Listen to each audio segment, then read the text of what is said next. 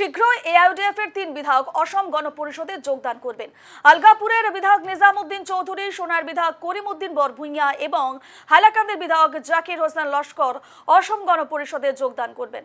মুসলিম সমাজের স্বার্থে এজিপিতে যাচ্ছি বলে মন্তব্য করেছেন করিমউদ্দিন বরভুইয়া। সোনার বিধায়ক করিমউদ্দিন বরভুইয়ার সঙ্গে মর্তুজা আহমেদের এক্সক্লুসিভ সাক্ষাৎকার এই মুহূর্তে আপনাদের সামনে আমরা রাখবো।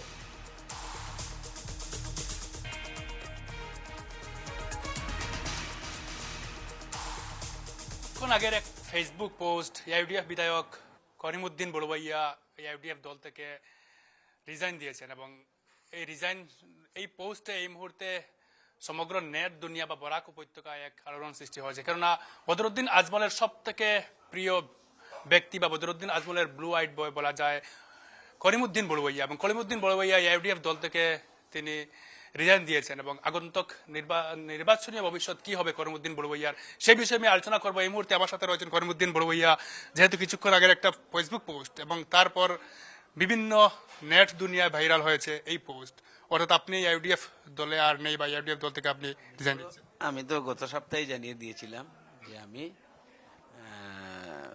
ইউডিএফ দল ত্যাগ করব আর আমি এজিপিতে আমি জয়েন করব, এনডিএর পার্ট হব।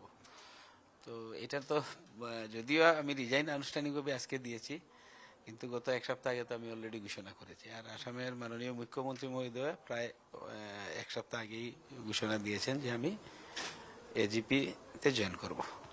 তো কেন এই সিদ্ধান্ত? অর্থাৎ আজমলের খুবই প্রিয় ব্যক্তি ছিলেন আপনি এক সময়, অর্থাৎ বদরুদ্দিন আজমলের খুবই কাছের ব্যক্তি, কেন এই সিদ্ধান্ত? সিদ্ধান্ত হলো, দেখেন, রাজনীতি ব্যক্তিগত পর্যায়ে চলে না। আজমল সাহেব ভালো লোক, নমস্য লোক, সম্পর্কর কোনো চির ধরে না, রাজনীতিতে বাদ বিবাদের কোনো কথা নেই। কিন্তু যেখানে সমাজের কথা আসবে, সার্বিক উন্নয়নের কথা আসবে এবং পরিস্থিতির কথা, বর্তমান যে পরিস্থিতি, এই পরিস্থিতিতে কোনো অবস্থায় আমরা 22 জন বিধায়ক মিলে, মুসলমান 22 জন বিধায়কের সরকার পরিবর্তনও করতে পারবে না, আর সরকার বানাতেও পারবে না, বানতেও পারবে না। আর সংখ্যালঘুরা সবসময় সরকার থেকে দূরে থাকা উচিত না, এনডিএর পার্ট হওয়া উচিত। বিহারেও সংখ্যালঘুরা নীতিশ কুমারের দলকে, এনডিএর অংশীদারকে ভোট দিয়েছেন। ঠিক অন্ধ্রতেও দেখেছেন আপনারা, চন্দ্রবাবু নাইডু কি হয়েছে? এনডিএর পার্ট, উনাকেও ভোট দিয়েছেন। তো মহারাষ্ট্রতেও এনডিএর পার্ট সংখ্যালঘুরা ভোট দিয়েছেন। তো পরিস্থিতি, আসামের যে সমস্ত ইস্যু, যে সমস্ত সমস্যা, এই সমস্যাখিনি সমাধানের জন্য এনডিএ শরিক হওয়া অত্যন্ত প্রয়োজন। আর যদি গভর্নমেন্ট পরিবর্তনের সুযোগ থাকতো, ডিলিমিটেশনের পরে সেই সুযোগ একেবারে হাতছাড়া হয়ে গেছে।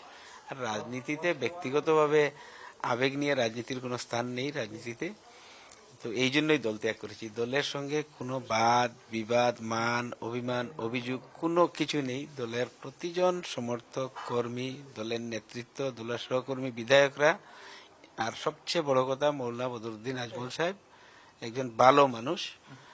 উনি গত 10 বছর যে স্নেহ মমতা দিয়েছেন, তা আমার আগামী দিনের অনেক কাজে আসবে। ওনার থেকে অনেক শিখেছি, দলীয় কর্মীদের কাছ থেকেও শিখেছি, ইউডিএফ এর বিধায়কদের কাছ থেকেও, দলীয় বন্ধুদের কাছ থেকে অনেক শিখেছি। বদরুদ্দিন আজমল আপনাকে বলেছিলেন যে নির্দল হয়ে প্রতিদ্বন্দ্বিতা করতে, অর্থাৎ আজমল বলেছিলেন যে যদি দল পছন্দ না হয় তাহলে নির্দল হয়ে আপনি প্রতিদ্বন্দ্বিতা করেন, যেন অন্য অসম গণ পরিষদ দলে যেন না যান। সেটা উনি ব্যক্তিগতভাবে একটা রেখেছেন, কিন্তু আমি যে পারসেপশনে বা উনার ইচ্ছা ছিল হয়তো আমি দল থেকে যদি নাও লড়ি, নির্দল লড়ার, আমি উনার সেই কথা রাখতে না পারারও আমার আক্ষেপ আছে। সোনাই বিধানসভা কেন্দ্রে এই মুহূর্তে যে কংগ্রেসের তালিকা প্রকাশ হয়েছে, তাতে আমিনুল হক লস্করের নাম আসছে, অর্থাৎ কংগ্রেস আমিনুল হক লস্করকে প্রার্থী। ভালো, আমি তো প্রতিদ্বন্দ্বিতা গত বছরও করেছি, আগামী দিনে হবে প্রতিদ্বন্দ্বিতা, কোনো অসুবিধা নেই। মুবারকবাদ কংগ্রেসের টিকিট পাওয়ার জন্য আমিনুল লস্করকে। এবার কংগ্রেস থেকে উনি টিকিট তো পেয়েছেন, ভালো কথা, মুবারকবাদ দিচ্ছি। তো ভালো, প্রতিদ্বন্দ্বিতা করুন, কোনো অসুবিধা নেই।